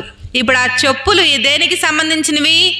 పాదములకి సమాధాన సువార్త వలనైన సిద్ధ మనసు. తండ్రితో సమాధాన పరచబడ్డాడు. తర్వాత సువార్త వలనైనటువంటి అతని యొక్క మనస్సు సిద్ధపరచబడింది. మరి ఈ 3 దేవుడు రక్షించబడిన నీకు అనుగ్రహించడానికి సిద్ధంగా ఉన్నాడు. మరి నీకు ఈ వస్త్రాలు వద్దా? తండ్రితో మరలా సమాధానం వద్దా? తండ్రి యొక్క అధికారాన్ని, మరలా ఆ కుమారత్వాన్ని దేవుడు నీకు ఇవ్వాలని అనుకుంటున్నాడు. తన కుమార్తెగా నిన్ను అంగీకరించడానికి ఇష్టపడుతున్నాడు. తన కుమారుడిగా నిన్ను అంగీకరించడానికి ఇష్టపడుతున్నాడు. సంబంధాన్ని మరలా పునర్నిర్మించుకోవాలనుకుంటున్నాడు. సమాధానాన్ని నీకు అనుగ్రహించి నీకు సిద్ధ మనసును దయచేయడానికి ఆయన నిన్ను పిలుస్తున్నాడు. ఆయన పిలుపుని నీవింకా నిర్లక్ష్యం చేస్తే నీకంటే నాకంటే దురదృష్టవంతులు ఇంకా ఎవరు ఉండరు. మరి నేడే రక్షణ దినం. మరి ఈ రోజైనా నీ హృదయాన్ని ఆయనకిచ్చి ఆయన యొక్క మనస్సుని నీవు అంగీకరించి ఆయన యొక్క బిడ్డగా నువ్వు మార్చబడాలని దేవుడు ఆశపడుతున్నాడు. మరి రక్షించబడినటువంటి నీకు నాకు ఆయన వస్త్రాలను ఇచ్చాడు అంటున్నాం. మరి ఎలాంటి వస్త్రాలు? ప్రకటన గ్రంథంలో తెల్లని వస్త్రాలు ధరించుకొనుడి అని ఉంది. మరి తెల్లని వస్త్రాలు ధరించుకున్నాం అనుకోండి, పొద్దున్న నుంచి సాయంత్రం దాకా బట్టల మనం పైకి పట్టి తిప్పినా, దుమ్ము పడకుండా అటు ఇటు మనం కాపలా కాసిన సాయంత్రానికి ఎలా ఉంటుంది వస్త్రం? ఎలా ఉంటుందండి? మురికి పడుతుంది. ఏ మురికి అవ్వకుండా నువ్వు ఎంత జాగ్రత్త చేసినా తెల్లని వస్త్రం మళ్ళీ సాయంత్రానికి ఏమైద్దండి? తెల్లని వస్త్రమే కాదు, మనం ఏ వస్త్రాలు వేసుకున్నా సాయంత్రానికి మన వస్త్రాలు చెమట వాసనతో నిండిపోయి ఉంటాయి. ఇంకేమన్నా పని ఏమన్నా చేస్తే ఆ దుమ్ము ఆ ధూళి ఏమన్నా ప్రయాణం చేసి వస్తే అదంతా మన మీద పడి ఉంటుంది. కనుక ఆ వస్త్రాలను నువ్వు ప్రతిరోజు ఉతుక్కోవాలి. దేంట్లో ఉతుక్కోవాలి? దేవుని వాక్యము ద్వారా, ఆయన యొక్క రక్తము ద్వారా ప్రతి దినం మనం మన వస్త్రాలను ఏం చేసుకుంటా ఉండాలి? ఉతుక్కుంటా ఉండాలి. దానికి మనం చూసుకుందాం. మనం పాపం చేయకుండా ఉండాలంటే మనం ఏమి చేయాలి? ఇప్పటిదాకా మనం రక్షణ సువార్తను విన్నాం.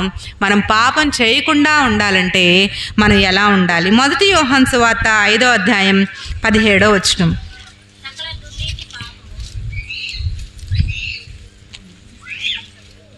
1 యోహాను సువార్త 5:17 సకల దుర్నీతియు పాపము. తర్వాత 1 యోహాను సువార్త 2:12. 1 యోహాను సువార్త 2 చిన్నపిల్లలారా ఆయన నామమును బట్టి ఒక్క నిమిషం అండి.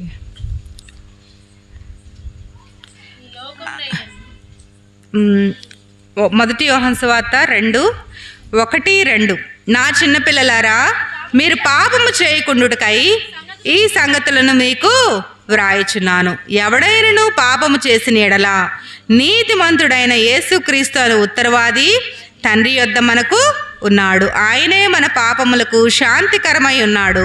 మన పాపములకు మాత్రమే కాదు సర్వలోకమునకును శాంతికరమై ఉన్నాడు. కాబట్టి ప్రతి దినం రక్షణ పొందిన నీవు, రక్షణ పొందిన నేను పాపము చేయకుండా ఉండాలంటే ఎక్కడైనా మనం తొట్టుపడితే, ఎక్కడైనా మనం అవిధేయులంగా తప్పు చేస్తే మన కొరకు ఎవరున్నారంటే అండి విజ్ఞాపన చేయడానికి? తండ్రి యొద్ద యేసుక్రీస్తు ప్రభువారు ఆయన యొక్క కుడిపాసన మన పక్షంగా విజ్ఞాపన చేయడానికి సిద్ధంగా ఉన్నాడు. ఆయనే మనకు ఉత్తరవాది. తర్వాత రెండోది మనం చూసుకుంటే 1 కొరింథీయులకు రాసిన పత్రిక 15:34. 1 కొరింథీయులకు రాసిన పత్రిక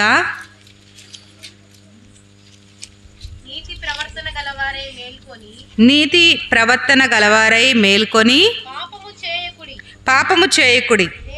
దేవుని గుచ్చిన జ్ఞానము కొందరికి లేదు, మీకు సిగ్గు కలుగుటగా ఇట్లు చెప్పుచున్నాను.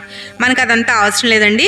నీతి ప్రవర్తన గలవారై మేల్కొని పాపము చేయకుడి అంటే పాపము చేయకుండా ఉండాలి అంటే మనకి ఎలాంటి ప్రవర్తన ఉండాలి? నీతి ప్రవర్తన ఉండాలి. ఎలాంటి ప్రవర్తన ఉండాలి? నీతి ప్రవర్తన. నీతి మరి ఎక్కడి నుంచి వస్తుంది?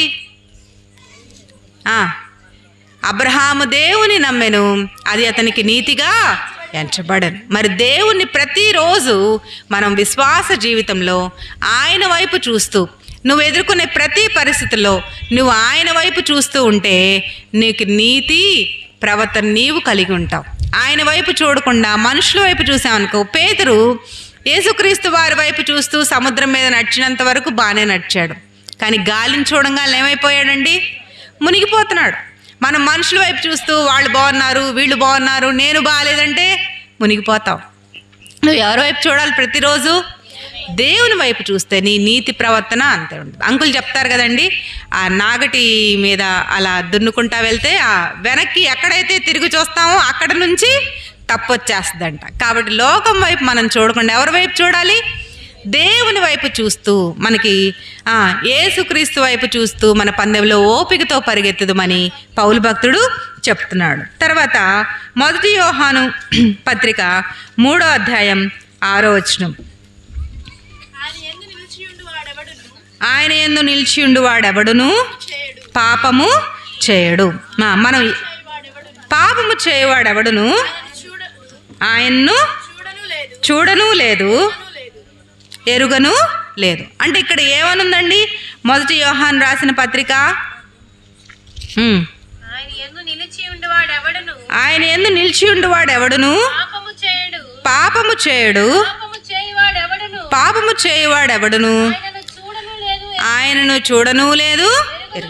అంటే ఇక్కడ రెండు, నువ్వు పాపం చేస్తే ఆయన చూడవు. రెండోది ఇంకోటి ఏంటండి? ఎరుగను లేదు. మరి నువ్వు పాపం చేయకుండా ఉండాలంటే ఆయన యందు ఏముండాలి? నిలిచి ఉండాలి. నిలిచి ఉండాలి అంటే ఏం చేయాలి? దేవుని యొక్క సహవాసములో మనము ఉండాలి. నీతి ప్రవర్తనతో కలిగి మనం ఉండాలి.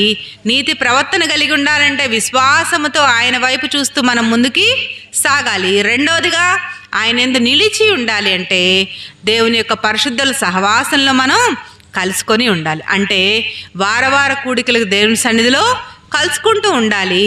దేవుని యొక్క సాన్నిధ్యాన్ని మనం ప్రతిదినం అనుభవించాలి. దేవునికి ప్రతిరోజు ప్రార్థన చేసుకునే వారంగా ఉండాలి. దేవుని యొక్క వాక్యమును ద్వారా మనం ప్రతిరోజు హెచ్చరించబడుతూ ఉండాలి.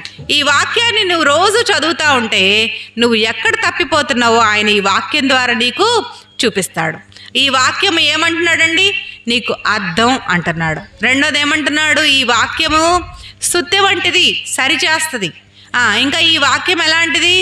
2 అంచులు కలిగిన ఖడ్గం వంటిది. అది నీ హృదయం లోపలికి దూరి నిన్ను సరిచేసిద్ది. నీ హృదయంలో ఎలాంటి కీడున్నా, ఎలాంటి చెడుగున్నా, ఎలాంటి మలినమున్నా అవంతటి కూడా ఆపరేషన్, నీ హార్ట్కి ఆపరేషన్ చేసేటువంటి 2 అంచులు కలిగిన ఖడ్గం ఏంటిదండి? దేవుని యొక్క వాక్యం. మరి ఈ వాక్యాన్ని నువ్వు రోజు ధ్యానిస్తున్నావా? చాలామంది నన్ను ఏమడుతారంటే, మాకు చదవడం రాదు కదా అంటారు. కాబట్టి మనలాంటి వాళ్ళ కోసం అందరి దగ్గర ఫోన్లు ఉన్నాయి కదండి. బ్యాంకులో చదవడం రాని వాళ్ళకి కూడా బ్యాంక్ అకౌంట్లు ఉన్నాయి. మరి ఏం తెలియకపోయినా పోస్ట్ ఆఫీస్లో మనం అకౌంట్ ఓపెన్ చేసుకుంటాం. ఎందుకు? మన భవిష్యత్తు మీద మనకేదో ఒక భరోసా ఉండాలని ఆలోచిస్తాం. మరి అలాంటిది ఈ లోకంలో నువ్వు మరణించిన తర్వాత పరలోకమందు నిత్య జీవంలో నువ్వు ఆయనతో కలుసుకోవాలంటే పరలోకపు అకౌంట్ ఎప్పుడు ఓపెన్ చేస్తావు? పోస్ట్ ఆఫీస్లో అకౌంట్ ఉంది, బ్యాంకులో అకౌంట్ ఉందండి అంటాం కదా. పరలోకంలో అకౌంట్ ఉందా? మరి పరలోకంలో అకౌంట్ ఉండాలంటే నువ్వు రోజు ఏం చేయాలి? దేవుని వాక్యమును చదవాలి. నీ హృదయాన్ని సరిచేసుకోవాలి. రక్షణ పొందావా? రక్షణ పొందకపోతే దేవుడు ఈరోజు నిన్ను పిలుస్తున్నాడు. నీ ఈరోజే రక్షణ దినం. దేవుడు నిన్ను రమ్మంటున్నాడు. నువ్వు ఎలాంటి పాపివైనా సరే, అది చిన్నదైనా సరే పెద్దదైనా సరే, ఆ వాళ్ళు ఏమనుకుంటారో వీళ్ళు ఏమనుకుంటారని నువ్వు మొహమాట పడుతూ ఉంటే నీ అంత దురదృష్టవంతరాలు ఇంకెవరు ఉండరు. దేవుని దగ్గరికి నువ్వు యథార్థంగా రా. ఆయన సన్నిధిలో నీ పాపాన్ని ఒప్పుకుంటే ఆయన నీ పాపాన్నంతా పరిహరించి పరిశుద్ధురాలుగా తీర్చడానికి ఆయన సిద్ధంగా ఉన్నాడు. ఆయన మాత్రమే నీ పాపాలని క్షమించగలిగినటువంటి దేవుడు. ఎందుకు అంటే ఆయన మాత్రమే నీ పాపాలకి వెల చెల్లించిన దేవుడు. ఈ లోకంలో ఇంకా ఏ దేవుడు నీ పాపాలకి వెల చెల్లించడానికి ముందుకు రాలేదు. ఎవరు శిలువ మరణాన్ని పొందలేదు, ఎవరు వాళ్ళ రక్తాన్ని చిందించలేదు, ఎవరు దెబ్బలు తినలేదు, నీ కొరకు తన యొక్క శరీరాన్ని నాగటి సాల్లా దున్నించుకోలేదు. ఏ దేవుడు అలా చేయలేదు. కేవలం యేసుక్రీస్తు ప్రభువారు నా పాపాల కోసం వచ్చాడు, నీ పాపాల కోసం వచ్చాడు. ఆ ఘోరమైన కలవరి శిలువలో నా యొక్క పాపాలన్నీ భరించి ఆ కలవరి శిలువలో క్రయధనాన్ని చెల్లించి అక్కడితో మరణించి ఊరుకున్నాడండి. ఆయనకు మరణం పైన అధికారం ఉన్నది కనుక ఆయన తిరిగి లేచిన దేవుడుగా ఉన్నాడు. 3వ దినాన్ని తిరిగి లేచి సజీవుడుగా ఆయన నీ వైపు ఈరోజు చేతులు చేసి పిలుస్తున్నాడు. రా, నా సన్నిధికి రా. ఇంకా ఎంత సమయం? ఆయన దీర్ఘశాంతంతో నీ వైపు చూస్తున్నాడు కనుక నువ్వు నిర్లక్ష్యం చేయొద్దు. మనం రక్షించబడిన మనం ఏం చేయాలి? ప్రతిరోజు ప్రార్థన చేయాలి.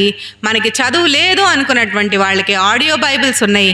ఆడియో బైబిల్స్ యాప్ ఒకటి మనం డౌన్లోడ్ చేసుకుంటే దాంట్లో నీకు ఏ అధ్యాయం కావాలంటే ఆ అధ్యాయం నువ్వు నొక్కితే నీకు ఒక అధ్యాయం అంతా అది చక్కగా స్పష్టంగా చదువుకుంటా వెళ్ళిద్ది. కాబట్టి అలాంటి ప్రయత్నాల్లో మనం దేవుని వాక్యంతో మనం సమీపంగా ఉంటే దేవుడు ప్రతిరోజు మన దైనందిన జీవితాల్లో మనతో మాట్లాడేవాడుగా ఉంటాడు. దేవుడు నీతో మాట్లాడితే నీ సమస్తమైనటువంటి సమస్యలకి ఆయన మాత్రమే శాంతికరమై ఉన్నాడు. ఈ లోకంలో నువ్వు అనుకుంటావు, మా అమ్మ దగ్గరికి వెళ్ళి నా సమస్య చెప్పుకుంటే నాకు శాంతి లభించిద్దని. సమస్య ఎక్కడికి పోదు, అక్కడే ఉంటుంది.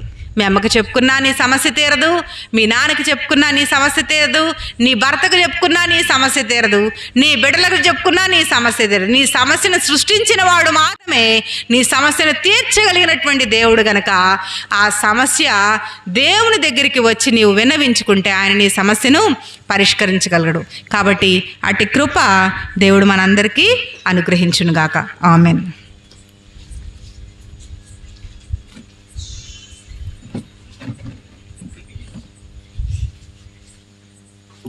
ప్రార్థన చేసుకుందాం. వాక్యాన్ని వింటూ వచ్చాం. తప్పిపోయిన కుమారుడు తండ్రి యొద్దకు ఏమని వచ్చాడు? నేను ఇక మీదట పరలోకమును నీకును విరోధముగా పాపం చేశాను. దేవుడు క్షమించాడు. రెండోది ఏమంటున్నాడు? నీ కుమారుని అనిపించుకొనుటకు నేను యోగ్యుడను. మొదటి మాటకేమో బుద్ధి వచ్చినది, రెండో మాటకేమో తగ్గింపు వచ్చినది. మొదటి మాటకేమొచ్చినది? బుద్ధి వచ్చినది. రెండో మాటకేమొచ్చినది? తగ్గింపు వచ్చినది. మూడో మాటకి తండ్రికంట జాలి కలిగినదంట. ఏం కలిగినది? తనకి ఎప్పుడు బుద్ధి వచ్చినదో, ఎప్పుడు తగ్గింపు వచ్చినదో వెంటనే తండ్రికి ఏం కలిగినది? జాలి కలిగినది. జాలి కలిగి ఏం చేస్తా ఉన్నాడు? దూరంగానే చూసి వెళ్ళి ఏం చేస్తున్నాడు? కౌగిలించుకొని ముద్దు పెట్టుకుంటున్నాడు. ఇది ఎవరిలో వచ్చిన మార్పు? కుమారులో వచ్చినదా, తండ్రిలో వచ్చినదా? కుమారుల్లో వచ్చిన మార్పు. నాలుగోది, తండ్రి ఏమి ధరింపజేస్తున్నాడు? ప్రశస్తమైన వస్త్రములు. ప్రశస్తమైన వస్త్రములు, తెల్లని వస్త్రములు. ఈ తెల్లని వస్త్రం ఏం చూపిస్తుందంటే రక్షణ. తప్పువైన కుమారుడు మనం అందరము అయితే తండ్రి ప్రభు అయిన యేసుక్రీస్తు ఆయన తప్పిపోయిన మన అందరికీ కూడా ఆయన మనకు ప్రశస్తమైన వస్త్రములు ధరింపజేస్తూ ఉన్నాడు. ఉన్నదానికి వస్త్రం ఈ దినమే తీర్మానం చేసుకో. ఐదోదిగా ఏం చేస్తూ ఉన్నాడు? ముందేంటిదంటే ఉంగరం, నీతి ప్రవర్తన. ఐదోదేంటిది? రక్షణ. ఈ రక్షణ వస్త్రం మనందరికి ధరింపజేసాడు. ఈ దినమే నీకు రక్షణ లేకపోతే, ప్రభువా నేను తప్పిపోయాను, నేను పాపిని, నన్ను క్షమించంటే దేవుడు నిన్ను ఈ క్షణంలోనే ఏం చేస్తాడు? ఆయన ఎంచడు. మనమైతే ఏం చేస్తాం? అప్పుడు అట్ట చేసావు, ఇప్పుడు ఎట్ట చేసావు, ఆ రోజు ఆ మాట్లాడావు, ఈరోజు ఇది చేసావు అని ఎంచుతాం. అయితే ఆయన ఏం చేయడు? ఎంచడు. అందుకనే నువ్వెక్కడున్నా సరే, ఏ స్థలంలో ఉన్నా సరే, చిన్న ప్రార్థన నీ మనసులో చేసుకో. ఏ ప్రార్థన అది? తగ్గించు ప్రార్థన, తగ్గించుకునే ప్రార్థన చేసుకో. దేవుడు నిన్ను కూడా క్షమిస్తాడు, నీకు రక్షణ ఇస్తాడు. చిన్న ప్రార్థన.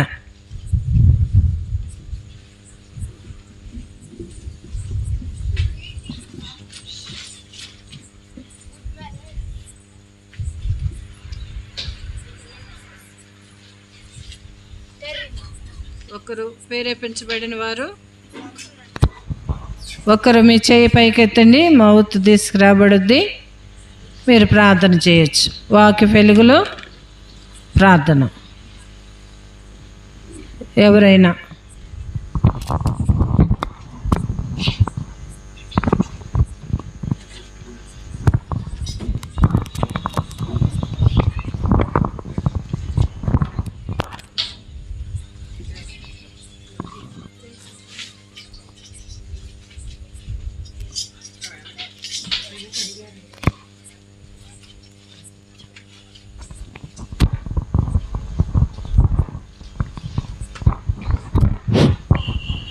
అత్యంత కృపాభరితుడు అయిన మా ప్రియ తండ్రి, పరిశుద్ధుడు ఒక దేవా, మీ పరిశుద్ధమైన పావన నామాన్ని బట్టి తండ్రి కోట్ల కొలదిగా స్తుతి స్తోత్రాలయ్యా. గడచిన కాలం అంతా మమ్మల్ని ఎంతగానో కాచి కాపాడి ఆదరించి పోషిస్తూ సజీవు లెక్కలో ఉంచిన ప్రియ తండ్రి మీకు స్తుతి స్తోత్రాలు నాన్న. నాయనా, ఈ రాత్రి కాల సమయం అందు తండ్రి నాయనా, ఈ పాలెంలో ఉన్నటువంటి ప్రజలను ప్రేమించి నైనా మరి దేవా, నీ ప్రియ కుమారుని యొక్క సువార్తను ప్రకటన చేయడానికి నీ బిడ్డల్ని సిద్ధపరిచి సంఘంగా చేర్చి ఇక్కడికి కూడుకొని వచ్చినటువంటి మీ కృపాక్షేమాలను బట్టి కృతజ్ఞత అర్పణల తండ్రి. అయోగ్యులము, అభాగ్యులము, ఎందుకు పనికిరానటువంటి వారము, పాపములచే అపరాధములచే సచ్చిన స్థితిలో మేమున్నప్పుడు సైతం మమ్మల్ని ప్రేమించావు. మీ ప్రియ కుమారుడైనటువంటి క్రీస్తు ప్రభువారిని ఈ లోకానికి శరీరధారిగా పంపావు తండ్రి. ఆయన పొందిన గాయములలో మాకు స్వస్థతనిచ్చారు. ఆయన చిందించిన రక్తంలో మా పాపాలు కడిగారు.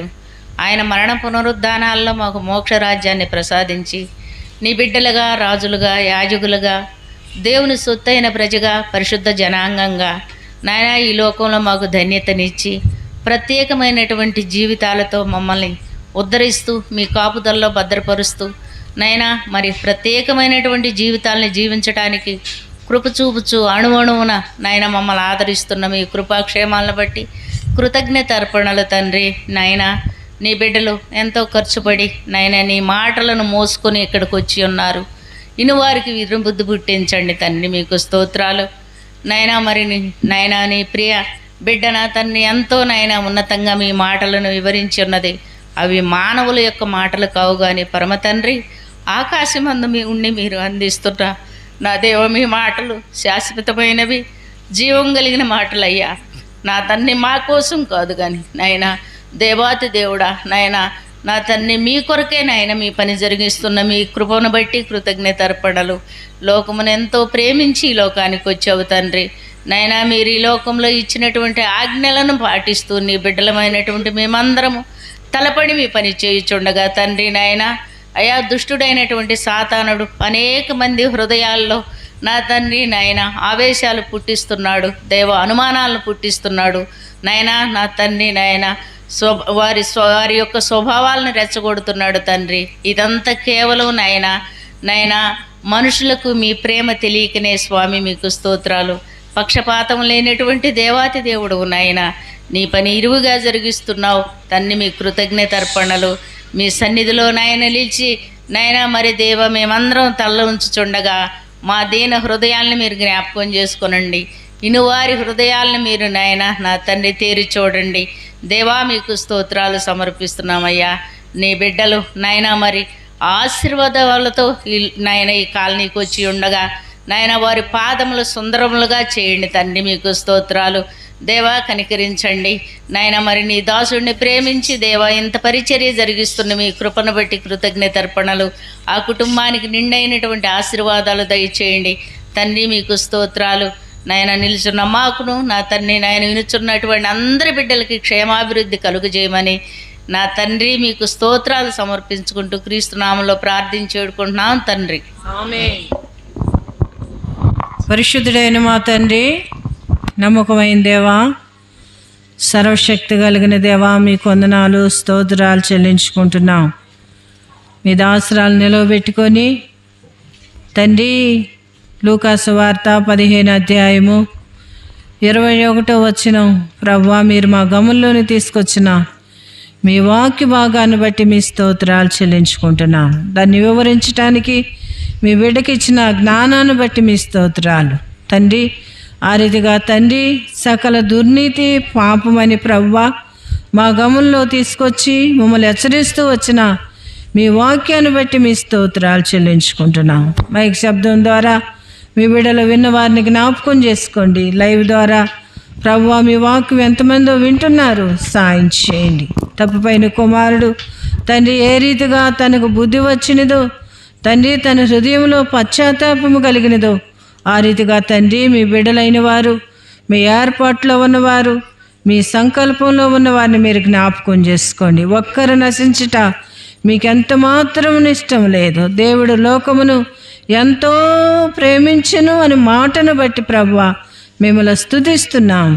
తీసుకొచ్చిన అంశాలను బట్టి మిమ్మల్ని స్తుతిస్తూ, విన్న వాక్యాన్ని బట్టి మిమ్మల్ని స్తుతిస్తూ, కూడి వచ్చిన బిడ్డలను బట్టి, దాసుడు శ్రీనివాసరావుని బట్టి, మాధవుని బట్టి మీకు వందనాలు. ఈ కుటుంబాన్ని ఆధారం చేసుకొని సువార్త ప్రకటించటానికి మీరిచ్చిన కృపకై మీ స్తోత్రాలు. తండ్రి, మీరు దేవుడని ప్రతి హృదయంలో రుజువుపరుచుకోవటానికి మీ ఆత్మకార్యం దయచేయమని వందనాలు చెల్లిస్తూ, పాటల ద్వారా మీ నామాన్ని మహింపరుచుకున్నారు, వాక్యం ద్వారా మీ నామాన్ని మహింపరుచుకున్నందుకే మీ స్తోత్రాలు చెల్లిస్తూ, కూడి వచ్చిన వారిని బట్టి మిమ్మల్ని స్తుతిస్తూ వందనాలు చెల్లిస్తూ, ఏ కుటుంబంలో ప్రభువా ఎవరు అనారోగ్యంగా ఉన్నారో వారిని బాగు చేయండి. ప్రభువా స్వస్థపరచండి. మీరు దేవుడని వారి హృదయంలో నా తండ్రి మిమ్మల్ని చేర్చుకోవటానికి సహాయం చేయమని, ఎందరూ ఇబ్బందుల్లో ఉన్నారు, ఎందరూ సాతానుతో పీడించబడుతున్నారు, సృష్టికర్తని నెరక సృష్టిలో మూలుగుతున్నారు, వారందరినీ మీరు దర్శించమని వందనాలు చెల్లిస్తూ యేసు ప్రభు నామమున ప్రార్థిస్తున్నాం తండ్రి. ఆమేన్. దయ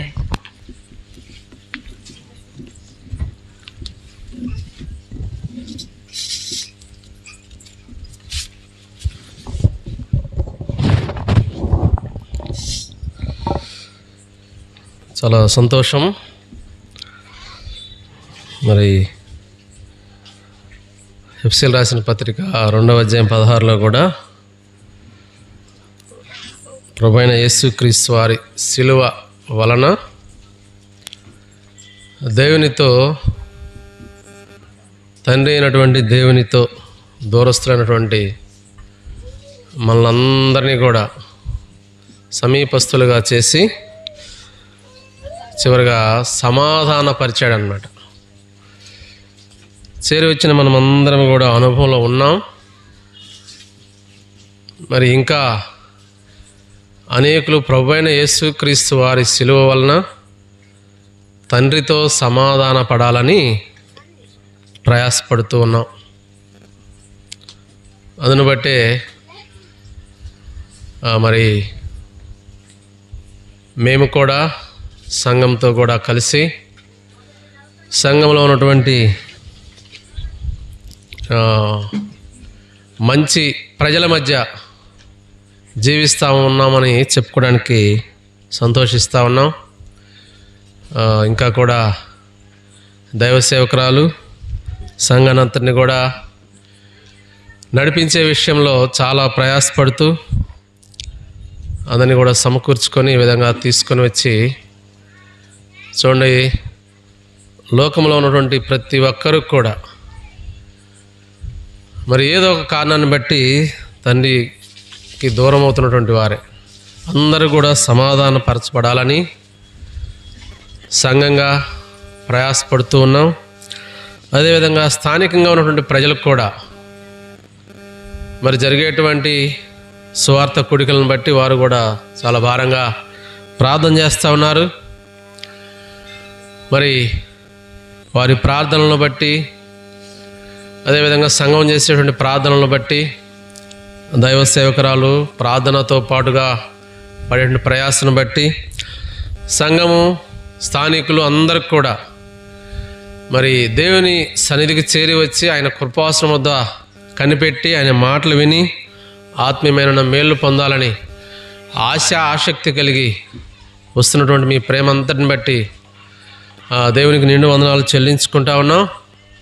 మీరు ఈరోజు మరి అందరూ కూడా సమకూర్చబడిన విధానాన్ని బట్టి మరి మీరందరూ కూడా చేరి వచ్చి ఈ విధంగా దేవుని మాటలు వినడానికి మరి వచ్చినటువంటి దాన్ని బట్టి మీకు అందరికీ కూడా ప్రత్యేకమైన శుభవందనాలు తెలియజేస్తూ ఉన్నాం.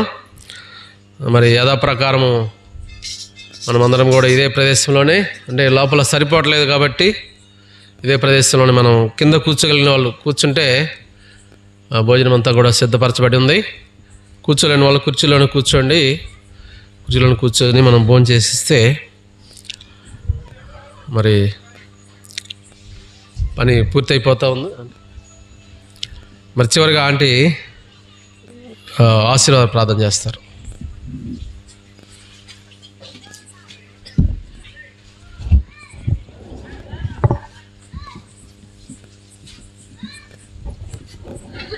తండ్రి యొక్కయు కుమారు యొక్కయు అన్యోన్య సహవాసము మనకును చేరి వచ్చిన వారికిను ఈ కుటుంబానికిను సదాకాలం మనకు తోడయుండును గాక. ఆమేన్. ఒప్పుకొనుము నీ పాపములను, అపరాధి నంచు వేడు. ఒప్పుకొనుము నీ పాపములను, అపరాధి నంచు వేడు. తన రక్తమందు కడుగును నిన్ను, రక్షణ నొందెదావు. తన రక్తమందు కడుగును నిన్ను, రక్షణ నొందెదావు. తెరువు నీ హృదయ ద్వారంబు నేడే, ప్రభు యేసు నందే రక్షణ కలదు. నిర్లక్ష్యముగా జీవించనేలా, నిర్లక్ష్యముగా జీవించనేలా. వేచియున్నది తీర్పుని కొరకై, పరమునకేగుట కాయాత పడుము. తెరువు నీ హృదయంబును.